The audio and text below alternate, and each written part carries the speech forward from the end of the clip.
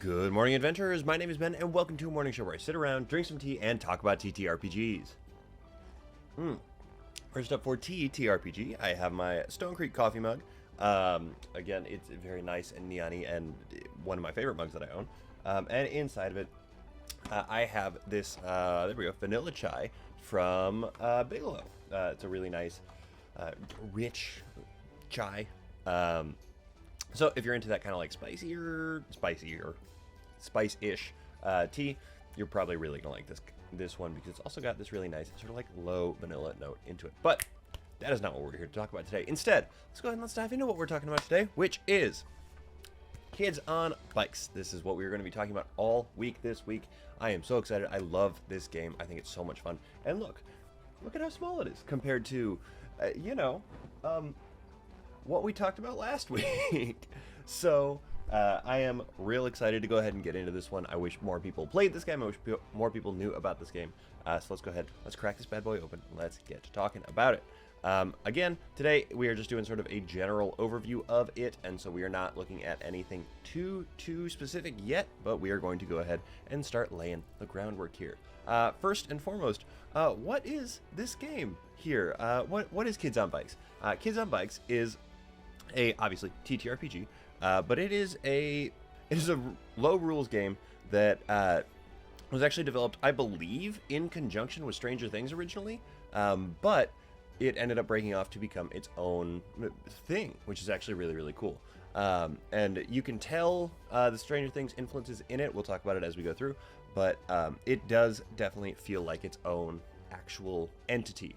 How many players do you need to play this game? As with most TTRPGs, you are going to want anywhere from 4 to 6 as the average number, but really it's 4 up to however many you're comfortable with at the table.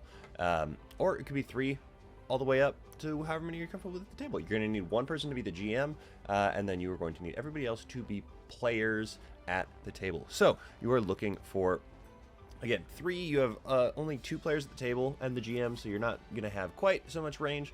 But if you start getting too high, you're going to run into issues. Most games are balanced around 3 to 5 players. This one avoids that problem a little bit, and we'll talk about why. But it is still subject to sort of the same restrictions that a lot of TTRPGs put themselves under in player count. What roles do they fill in this game? Again, 1 GM, the rest of them are players. There is nothing, there's no like secondary specific individual at the table after the GM, but this game does foster a lot more like communal narrative and crosstalk and stuff like that than say Dungeons and Dragons or Pathfinder does. And we'll talk about why that is as we go through here. Probably Friday if we don't get to it, or we will talk about it Friday if we don't get to it in between now and then. We might talk about it on Thursday as well, but we'll see what happens. How hard is this game to learn to play? Well, the rulebook is 75 pages long.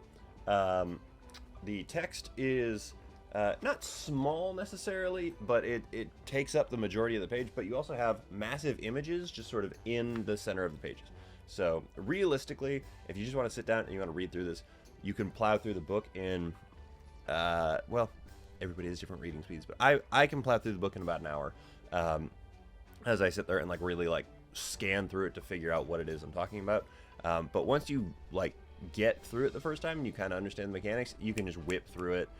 It doesn't really take that long because, again, it's a rules light-ish game. Again, I wouldn't call it necessarily rules light because rules light to me is more like a 10-page, 1-page kind of PDF, TTRPG, that sort of thing, but not the point. So pretty easy to learn how to play, honestly. All things considered, I'd say it's maybe a 4 out of 10. There are a couple of complicating elements, but that is about it. Where can you find the rules to play this game? On the internet. They are on the internet. And this actually goes with the next question as well. You can either get this here book because this is the entire rule set for it, or there is a Quickstart available online for free that you can pick up. It's got a couple of little examples. I want to say that is about 20 pages long in PDF form. It's a great little resource to have. It gives you everything you need to actually like sit down and start playing the game. It's called a Quickstart for a reason. I think you might even be able to download it straight off of the old Kickstarter page.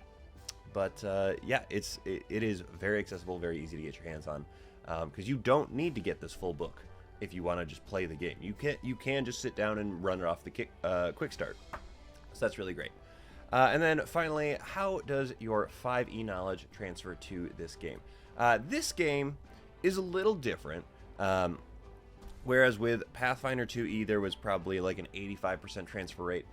Kids on Bikes does not have that same sort of transfer rate. You can sort of work with the same functional mentality of TTRPGs that you might have from D&D, Pathfinder, etc.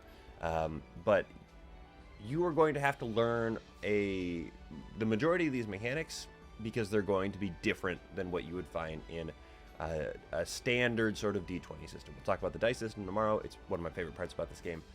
But it is something different than what you are actually going to be expecting if you crack it open and want to just sit down with a normal D20 system. It is different than that, not in a bad way. I think it's a really, really great system, but your D&D knowledge will transfer in the way that TTRPG knowledge will transfer to another TTRPG, or light game knowledge will transfer to a light game.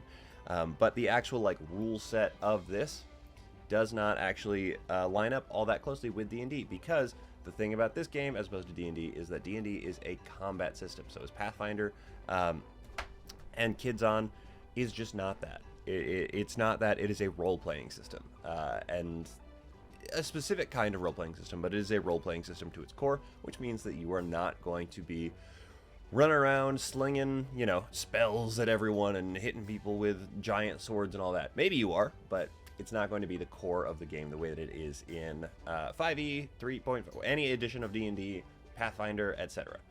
So expect to have a little bit of a different kind of time when you are playing Kids on Bikes. It's still a very good time. I like it a lot. It's really, really great for particularly like if you want to do a one-shot, like a Halloween type one-shot. I have a friend of mine who is one of my players who has run a Kids on Bikes one-shot for us before. And it was so much fun because it was Halloween themed. There are running jokes from it that we still talk about. And so it's a really fun little like deviation from maybe the norm for you. So I definitely recommend checking it out and seeing what there is to see with it, because again, it's a lot of fun.